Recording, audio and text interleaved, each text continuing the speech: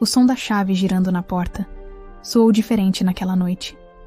Não era o som familiar do meu marido, Ricardo, chegando em casa depois de um dia de trabalho. Era um som frio, metálico, como o de uma sentença sendo selada.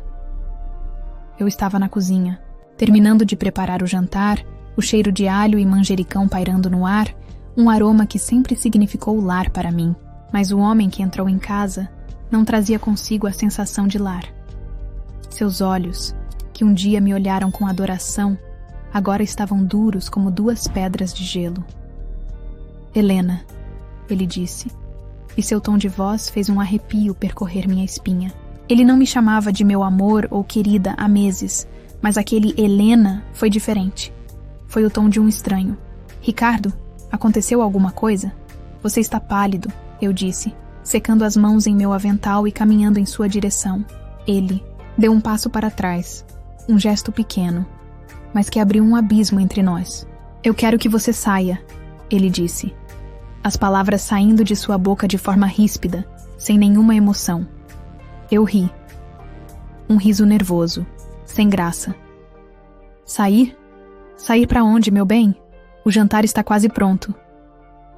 Eu não estou brincando, Helena. Acabou. Pega as suas coisas e vai embora. Eu não quero mais você aqui. As palavras dele pairaram no ar, pesadas e sufocantes. Meu cérebro se recusava a processá-las. 25 anos de casamento. 25 anos de manhãs compartilhadas. De sonhos construídos. De dificuldades superadas. Tudo isso sendo desfeito em uma frase fria, no meio da nossa sala de estar. Você bebeu, Ricardo? Que brincadeira é essa? Minha voz tremia. Eu olhei ao redor, para os porta-retratos na estante. Nós dois sorrindo em nossa lua de mel. Nós dois na formatura do nosso sobrinho. Nós dois, apenas alguns anos atrás, em uma viagem à praia. Éramos nós. Sempre fomos nós. A única brincadeira aqui foi eu ter esperado tanto tempo para fazer isso. Ele cuspiu as palavras. Eu não te amo mais. Na verdade, acho que nunca te amei de verdade. Agora, por favor, faça o que eu pedi e saia da minha casa. Sua casa? A palavra arranhou minha garganta ao sair. Ricardo, nós construímos esta casa juntos. Eu escolhi cada azulejo da cozinha, plantei cada flor do jardim. Como assim sua casa? Foi então que ele sorriu. Um sorriso cruel, vitorioso, que eu nunca tinha visto em seu rosto. Ah, minha querida Helena, você sempre foi tão ingênua. A casa sempre esteve no meu nome. O terreno era uma herança do meu pai, lembra? Legalmente. Tudo isso aqui é meu. E eu quero que você saia. Meu mundo começou a desmoronar. O chão parecia ter sumido sob os meus pés.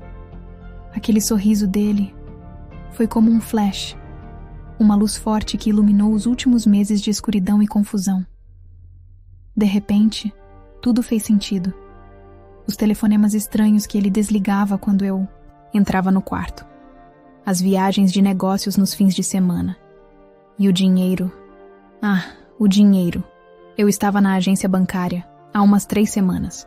A gerente, uma moça simpática chamada Carla, me olhava com uma expressão de pena. Senhora Helena, a conta conjunta de vocês está praticamente zerada. E os cartões de crédito, todos os seus cartões adicionais estão com o limite estourado. Eu senti o sangue fugir do meu rosto. Como assim? Deve haver algum engano. Ricardo disse que estávamos investindo, que o negócio estava expandindo. Carla empurrou as faturas para o meu lado da mesa. Eu comecei a ler os nomes dos estabelecimentos. Joalheria Brilho Eterno, Restaurante Le Rêve, Pousada Cantinho, do Amor. Lugares caros, românticos. Lugares onde nós nunca havíamos ido juntos. As datas coincidiam exatamente com as viagens de negócios dele. Eram milhares e milhares de reais. Todo o nosso pé de meia, toda a segurança que eu achei que tínhamos, tudo gasto em jantares, joias e noites de amor com outra pessoa. Com o meu dinheiro, com os meus cartões. Naquela noite, eu o confrontei. Mostrei as faturas. Ele riu. Helena, você e essa sua mania de perseguição são despesas da empresa, presentes para clientes, jantares para fechar negócios. Você não entende do mundo dos negócios. Fique na sua cozinha, que é o seu lugar. Ele foi tão convincente, tão seguro de si, que eu, a tola apaixonada, acreditei. Ou melhor, eu quis acreditar. Era mais fácil acreditar na mentira dele do que na terrível verdade. Agora, olhando para o rosto dele na sala, a verdade me atingiu como um soco no estômago. Ele não tinha apenas me traído. Ele tinha planejado tudo. Ele me usou meu nome, meu crédito, meu amor, para sustentar a vida dupla dele. E agora que eu não tinha mais utilidade, que o dinheiro havia acabado, ele estava me descartando, como um objeto velho e quebrado.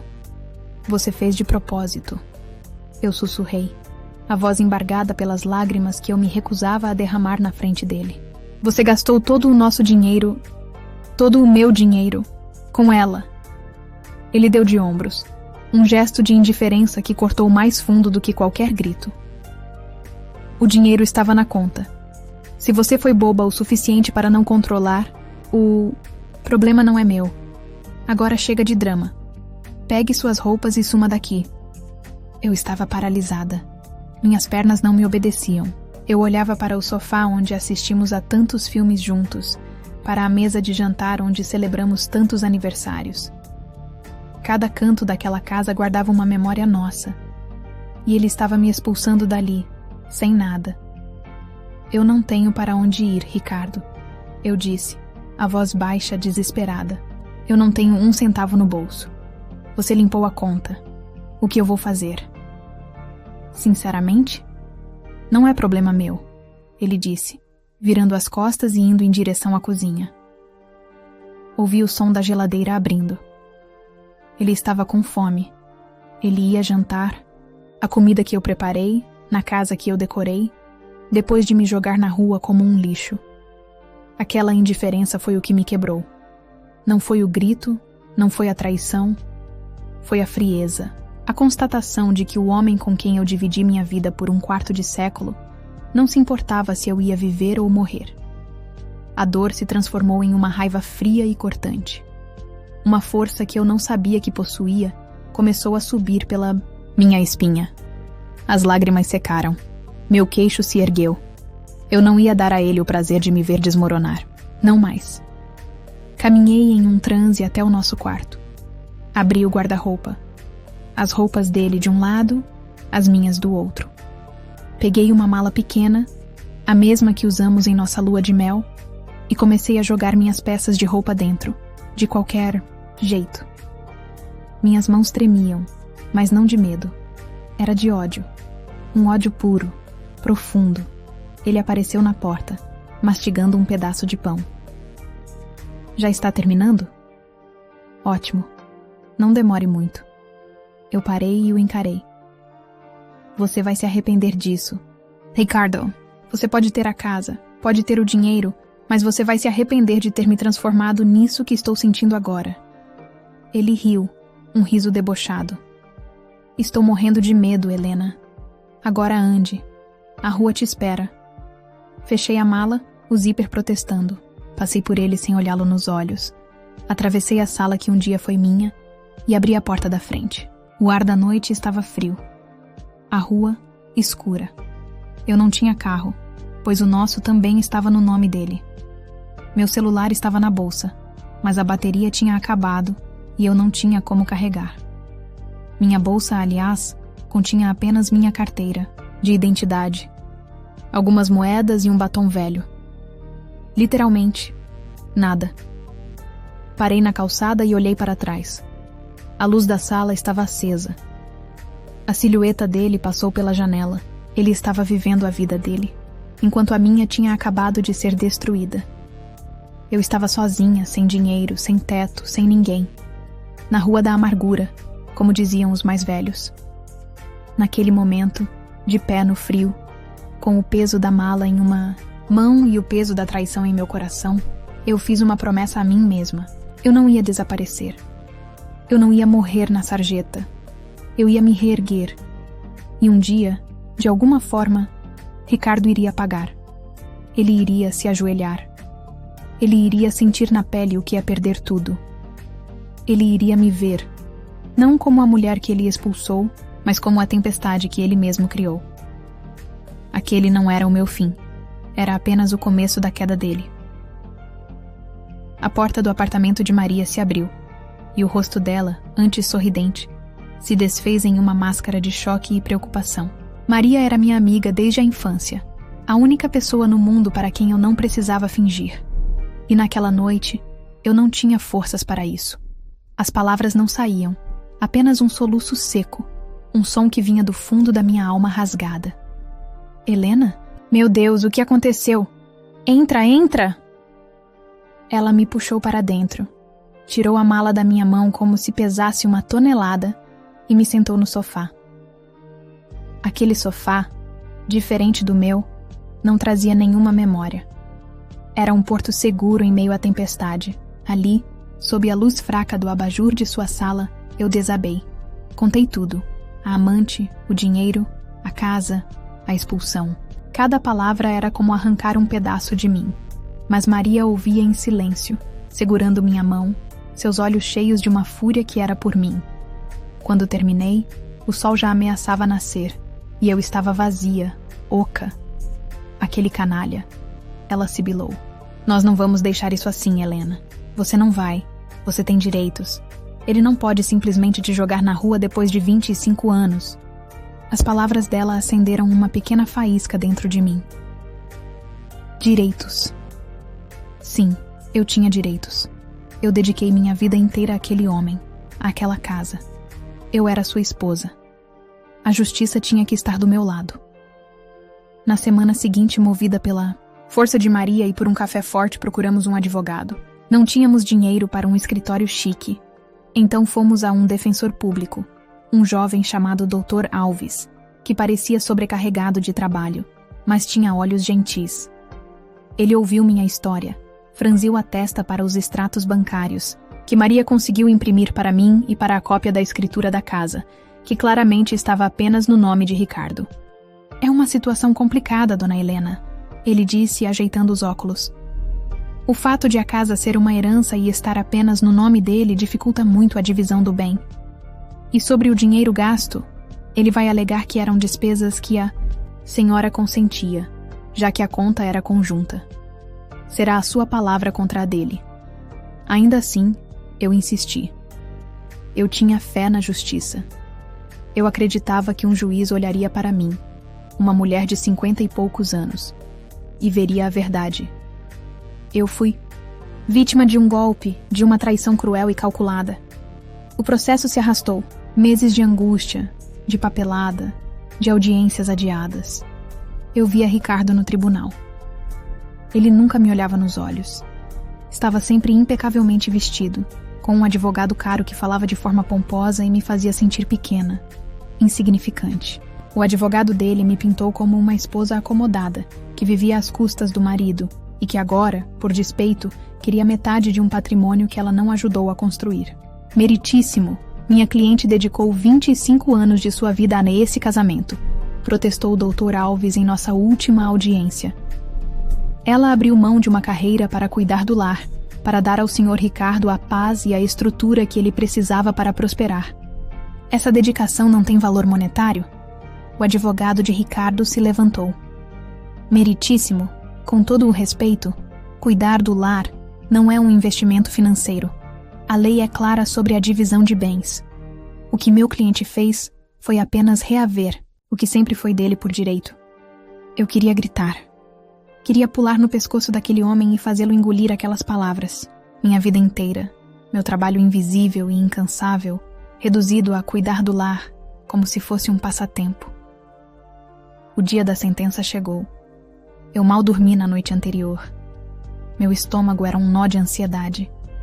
Maria estava ao meu lado, segurando minha mão com força. Ricardo estava do outro lado do salão, parecendo calmo, quase entediado. O juiz, um homem de rosto severo, leu sua decisão em um jargão legal que eu mal compreendia. Mas então, vieram as palavras que eu jamais esqueceria. Julgo improcedente. O pedido da requerente. A propriedade do imóvel é, de fato, do requerido, e não havendo provas concretas de coação para os gastos financeiros, o caso está encerrado. O martelo bateu. O som ecoou no silêncio do tribunal e na minha alma. Acabou. Eu tinha perdido. Ricardo se levantou, ajeitou o terno e pela primeira vez olhou para mim. Ele não sorriu. Ele não precisava. Seus olhos diziam tudo. Eu venci. Você não é nada.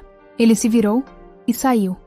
Um homem livre e rico, para encontrar sua amante na vida que eles roubaram de mim. Aquele foi o meu fundo do poço. A traição do meu marido doeu, mas a traição da justiça me quebrou. Eu saí do tribunal sentindo que o mundo inteiro estava contra mim. Fiquei mais algumas semanas na casa de Maria, mas eu não podia abusar de sua hospitalidade para sempre. Eu precisava encontrar um jeito de sobreviver. Comecei a procurar emprego. Foi uma das experiências mais humilhantes da minha vida. Eu tinha mais de 50 anos, sem experiência de trabalho registrada nas últimas 2 décadas e meia. Para o mercado de trabalho, eu era invisível. Em cada entrevista, eu via a mesma coisa nos olhos dos recrutadores: pena, desinteresse. Deixaremos seu currículo em nosso banco de dados, eles diziam, uma forma educada de me mandar embora. Depois de dezenas de nãos, a realidade me bateu com força. Eu não conseguiria um emprego de escritório. Eu teria que aceitar qualquer coisa. Um dia, vi um anúncio em um poste. Precisa-se de cozinheira para restaurante pequeno. Tratar no local. O restaurante era um lugar simples, de bairro, chamado Sabor Caseiro. O dono, um senhor português chamado Seu Manuel, me olhou de cima a baixo, desconfiado. A senhora sabe cozinhar comida de verdade? Ou só sabe fazer essas coisas de micro-ondas? Ele perguntou, com seu sotaque carregado. Eu cozinhei todos os dias da minha vida nos últimos 25 anos, senhor. Eu respondi, a voz firme pela primeira vez em meses. Eu sei fazer comida que abraça a gente. Ele me deu um teste. Pediu que eu fizesse um simples arroz, feijão e um bife à parmegiana. Enquanto eu cozinhava naquela cozinha quente e barulhenta, algo mudou dentro de mim. O cheiro dos temperos, o som da panela no fogo. Era um território que eu dominava. Era algo que ninguém, nem Ricardo, nenhum juiz, poderiam tirar de mim. Manuel provou a comida em silêncio. Mastigou lentamente. Limpou a boca com um guardanapo e olhou para mim. Começa na segunda-feira. O salário é pouco, mas o almoço é por conta da casa. Eu quase chorei de alívio. Era um começo. Um começo humilde, suado, mas era meu. Com meu primeiro salário, aluguei um quartinho nos fundos da casa de uma senhora, em um bairro distante. Era pequeno, com um banheiro compartilhado, e as paredes eram tão finas que eu ouvia a vida de todos os vizinhos. Não havia nada de luxo ali. Mas quando fechei a porta e tranquei, senti uma coisa que não sentia há muito tempo. Era o meu espaço. Ninguém poderia me expulsar dali. Os anos seguintes foram de muito trabalho e pouco sono. Eu acordava às 5 da manhã, pegava 2 ônibus para chegar ao restaurante e passava o dia todo de pé, no calor da cozinha. À noite, voltava para o meu quartinho, exausta, e caía na cama. Eu economizava cada centavo que podia. Eu não comprava roupas, não saía, não tinha luxos. Minha única distração era, às vezes, usar o Wi-Fi de uma praça perto de casa para olhar as redes sociais. E era ali que eu via as atualizações de Ricardo. Fotos dele com a amante Vanessa em viagens caras, jantares em restaurantes de luxo. Ele comprou um carro novo para ela. Eles estavam vivendo a vida que deveria ter sido minha, com o dinheiro que ele me roubou. Cada foto, em vez de me derrubar, colocava mais um tijolo na muralha que eu estava construindo ao redor do meu coração. A dor deu lugar a uma determinação, fria como o aço. A mulher ingênua e chorosa que foi expulsa de casa estava morrendo um pouco a cada dia. Em seu lugar, nascia uma nova Helena.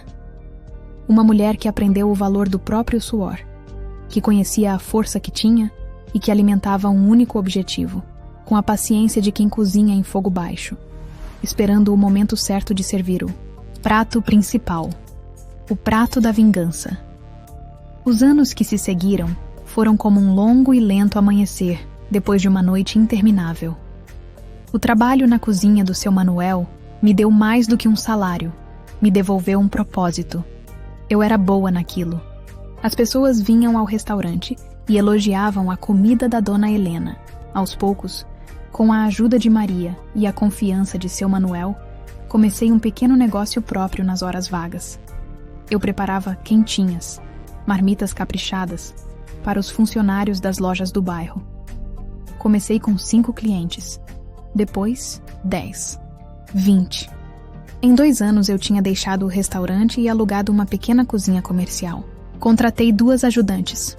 O sabor da Helena virou minha vida. Eu não fiquei rica, longe disso, mas pela primeira vez na vida, eu era completamente independente. Troquei o quartinho alugado por um apartamento pequeno, mas meu, em um prédio simples. Pintei as paredes da cor que eu quis, comprei meus próprios móveis e, o mais importante, paguei minhas próprias contas. A mulher que Ricardo expulsou de casa não existia mais. Eu ainda tinha a mesma aparência, talvez com mais alguns fios de cabelo branco e rugas ao redor dos olhos, mas por dentro eu era feita de outro material. A dor e a humilhação tinham sido forjadas em força e em uma paciência de ferro. Eu não vivia mais para o passado, mas a promessa que fiz a mim mesma naquela calçada fria continuava viva, adormecida em um canto do meu coração, esperando o momento certo para despertar. E o momento chegou em uma tarde de terça-feira, na forma de uma ligação de Maria. "Amiga, senta que lá vem fofoca das boas", ela disse, com a voz cheia daquele entusiasmo que eu conhecia bem. "O que foi, Maria? O padeiro da esquina fugiu com a vizinha?" Brinquei, enquanto anotava um pedido no meu caderno. "Melhor. Lembra da Vanessa? Você sabe. A mulher do seu ex?" Meu coração deu um pulo, mas minha voz permaneceu calma. "Lembro. O que tem ela?" "Fugiu. Deixou o Ricardo na maior lona. E o melhor de tudo, fugiu com o personal trainer dela, um garotão de 20 e poucos anos. Parece que limpou uma parte das contas dele e deixou o coitado falando sozinho. Não é uma poesia?" Eu me sentei. Uma onda de satisfação, fria e deliciosa, percorreu meu corpo. Eu não sorri. Apenas fechei os olhos por um instante. Era o universo, começando a acertar as contas. Ele a roubou de mim, e agora outro homem a roubou dele. A ironia era tão perfeita que parecia escrita por um roteirista de novela. "Helena, você está aí? Está bem?" Maria perguntou, preocupada com meu silêncio. "Estou ótima, amiga. Melhor impossível", respondi, e pela primeira vez em anos, um sorriso de verdade, leve e genuíno, brotou em meus lábios. Eu sabia que era uma questão de tempo, e de fato, 2 semanas depois, meu celular tocou. Um número desconhecido. Eu estava na minha cozinha, o cheiro de feijão fresco no ar, o som das minhas funcionárias conversando ao fundo. Era o meu mundo, o mundo que eu construí. Atendi. "Alô?" Houve um silêncio do outro lado, e então uma voz hesitante, fraca, que eu quase não reconheci. "Helena, sou eu, o Ricardo." O tempo parou. Segurei o telefone com mais força. Minha respiração ficou presa na garganta. Ele, depois de todos esses anos. "Ricardo", eu disse, e minha própria voz me surpreendeu pela calma, pela frieza. Soava como a voz de uma estranha. Eu sei que faz muito tempo." Ele gaguejou. "Eu imagino que você me odeie, e você tem todo o direito, mas eu precisava ouvir sua voz." Eu não disse nada. Deixei o silêncio pesar, deixei que ele se afogasse no próprio desconforto. Ele continuou, a voz embargada, patética. "Ela me deixou, Helena. A Vanessa, Ela me abandonou. Levou tudo que pôde. Me fez de idiota. Agora eu vejo que a única pessoa que realmente se importou comigo foi você. Eu fui um tolo, um monstro. Eu não espero que você me perdoe, mas O que você quer, Ricardo? Eu o cortei, minha voz afiada como uma faca. Não havia espaço para a pena no meu coração. Ele pareceu surpreso com minha rispidez. Eu queria saber se a gente podia conversar. Tomar um café. Eu sinto tanto a sua falta. Sinto falta da nossa vida, da sua comida, do seu jeito. Eu cometi o maior erro da minha vida quando te deixei sair por aquela porta. A ousadia dele era inacreditável. Ele não me deixou sair, ele me expulsou. Mas eu sabia que discutir a semântica agora não me levaria a lugar nenhum. Aquele era o momento. O peixe estava mordendo a isca. Um café? Repeti, fingindo ponderar. Não sei, Ricardo. Minha vida está muito corrida agora. Por favor, Helena, só um café. Pelo que nós vivemos, ele implorou. Aquele homem arrogante, que me disse que eu não era problema dele, agora estava implorando por alguns minutos da minha atenção. Tudo bem, eu disse, após uma longa pausa calculada. Amanhã, às 3, na padaria do centro. E desliguei antes que ele pudesse responder. Maria quase teve um colapso quando eu contei. Você ficou louca, Helena. Você vai encontrar aquele traste? Ele vai te manipular de novo. Não seja boba. Calma, amiga, eu disse, colocando a mão em seu ombro. A Helena boba morreu naquela noite em que ele a expulsou de casa. A mulher que vai encontrar Ricardo amanhã sou eu. E eu sei exatamente o que estou fazendo. No dia seguinte, eu me preparei para o encontro como uma atriz se prepara para o papel de sua vida. Escolhi uma roupa simples, mas elegante. Fiz uma maquiagem discreta, que realçava a confiança em meus olhos, não a beleza. Eu não queria que ele me visse como uma mulher desesperada para tê-lo de volta. Eu queria que ele me visse como uma fortaleza. Quando cheguei à padaria, ele já estava lá, sentado em uma mesa no canto. E meu Deus, como ele havia mudado. Estava mais magro, com olheiras profundas e os ombros caídos. A arrogância tinha dado lugar a um ar de derrota. O homem que me parecia um gigante intimidador agora parecia um menino assustado. Ele se levantou quando me viu, um sorriso nervoso no rosto. Helena, você veio. Você está linda. Ricardo, cumprimentei, com um aceno de cabeça, e me sentei.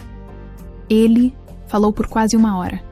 Despejou sobre mim um caminhão de desculpas ensaiadas, de arrependimentos tardios. Culpou Vanessa por tudo. Disse que ela o havia enfeitiçado, que ele nunca a amou. E então veio o golpe final. Eu quero voltar, Helena, ele disse, estendendo a mão sobre a mesa para tocar a minha. Mas eu a retirei sutilmente. Eu quero que você volte para mim, para a nossa casa. Eu percebi que aquela casa só é um lar quando você está nela. Eu te amo. Eu sempre te amei. Eu o encarei, mantendo meu rosto inexpressivo.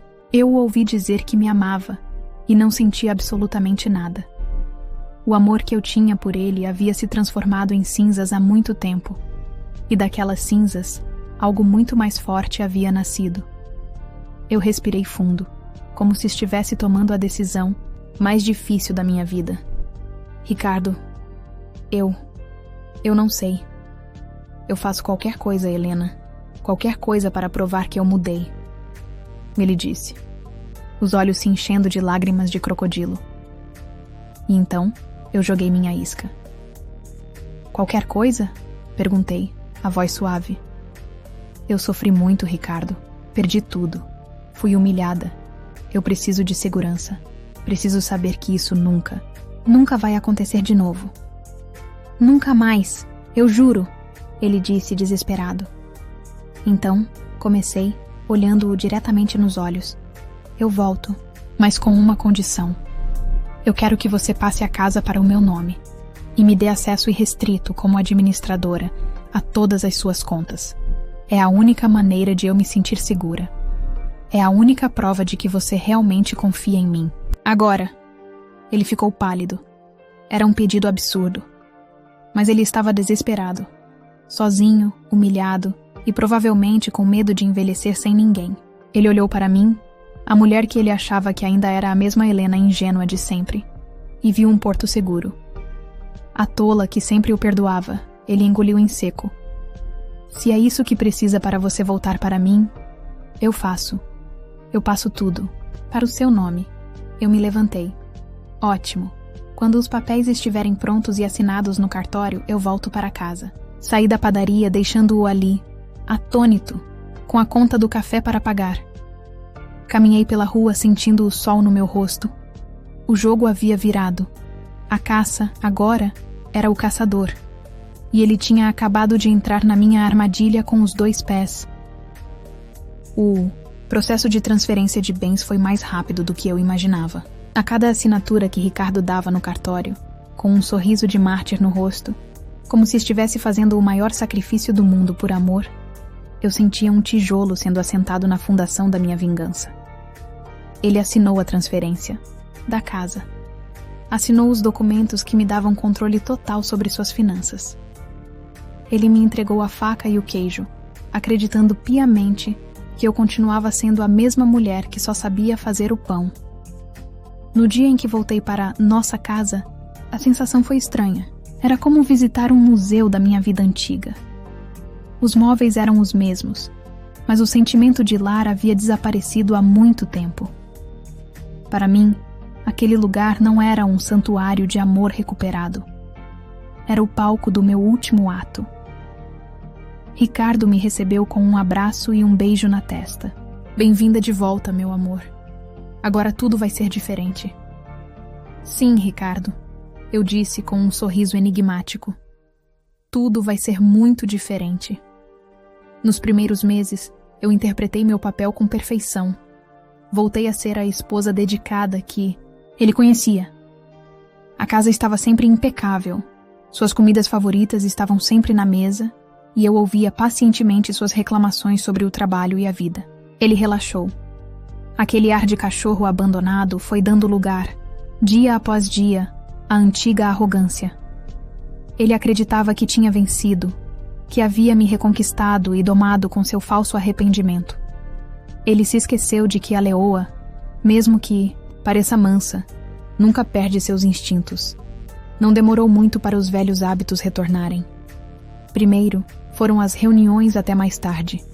Depois, os telefonemas sussurrados no outro cômodo.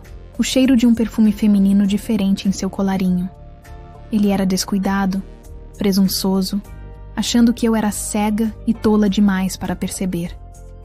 O que ele não sabia era que desta vez eu não precisava de intuição.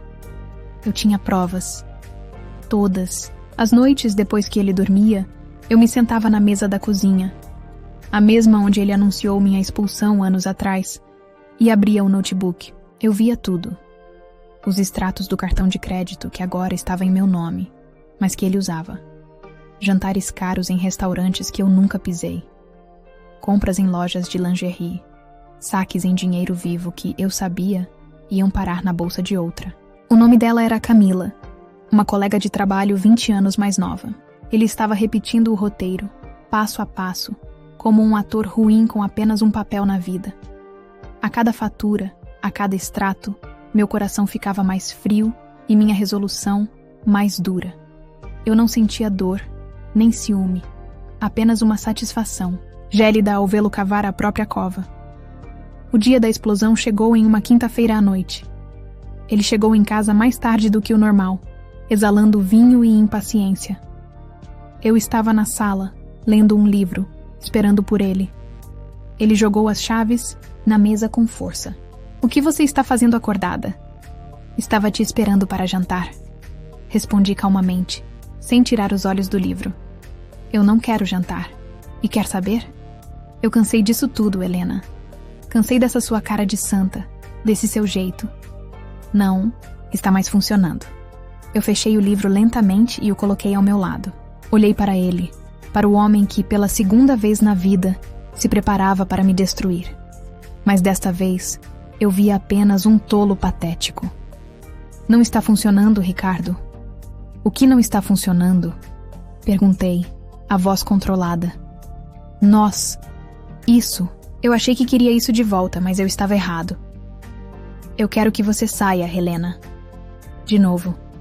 Acabou. Ele disse as palavras. As mesmas palavras. Ele ficou ali, de peito estufado, esperando minhas lágrimas, meu desespero, minha súplica. Em vez disso, eu sorri. Não foi um sorriso triste ou nervoso. Foi um sorriso largo, genuíno, quase divertido.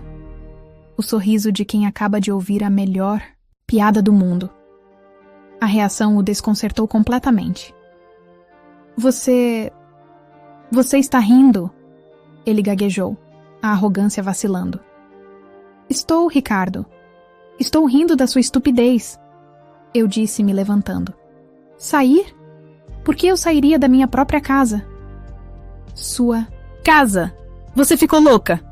Eu só coloquei no seu nome para você voltar, sua idiota! A casa é minha!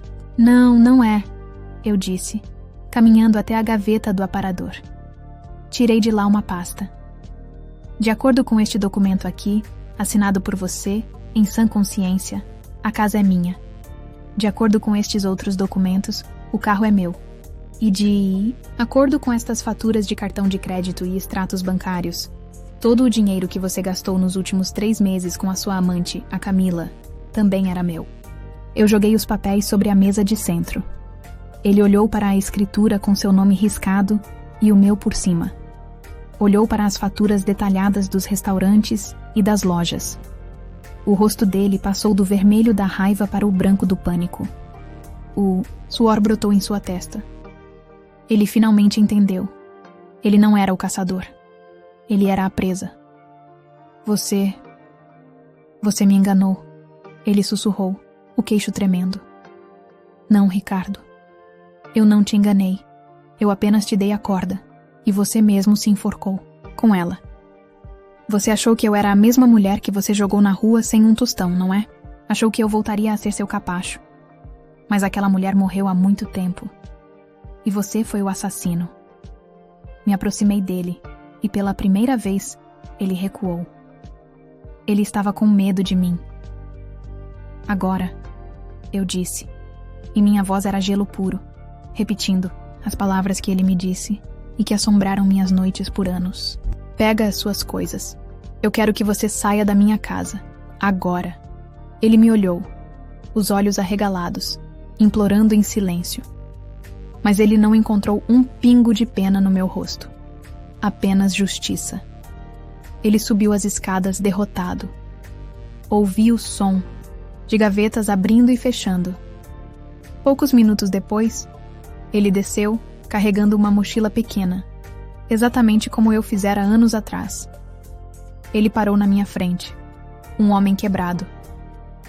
Para onde eu vou, Helena? Ele perguntou, a voz fanhosa. Eu dei de ombros, com a mesma indiferença cruel que ele me mostrou. Sinceramente, não é problema meu. Abri a porta da frente e apontei para a da escuridão lá fora. A rua te espera.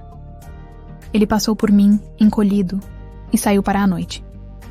Fechei a porta e girei a chave, e o som, desta vez, foi o som mais doce e libertador que eu já ouvi. Algumas semanas depois, Maria me contou o resto da história. Ricardo, sem ter para onde ir, foi bater na porta da tal Camila. Ela o acolheu, provavelmente achando que ele ainda era o homem rico e bem-sucedido. Mas quando ela descobriu que ele não tinha mais casa, nem carro, nem um centavo no banco, a paciência dela durou menos de 1 mês. Ela o expulsou também, dizendo que não ia sustentar homem folgado. A última notícia que tive foi que ele estava morando de favor na casa de um irmão, em um quartinho nos fundos. Hoje, eu continuo aqui, nesta casa, que agora é verdadeiramente meu lar. Meu negócio, o sabor da Helena, prospera. Às vezes, quando estou na cozinha, o cheiro de alho e manjericão enche o ar, e eu me lembro daquela noite terrível. Mas a memória não dói mais. É apenas um lembrete da mulher que eu fui forçada a me tornar.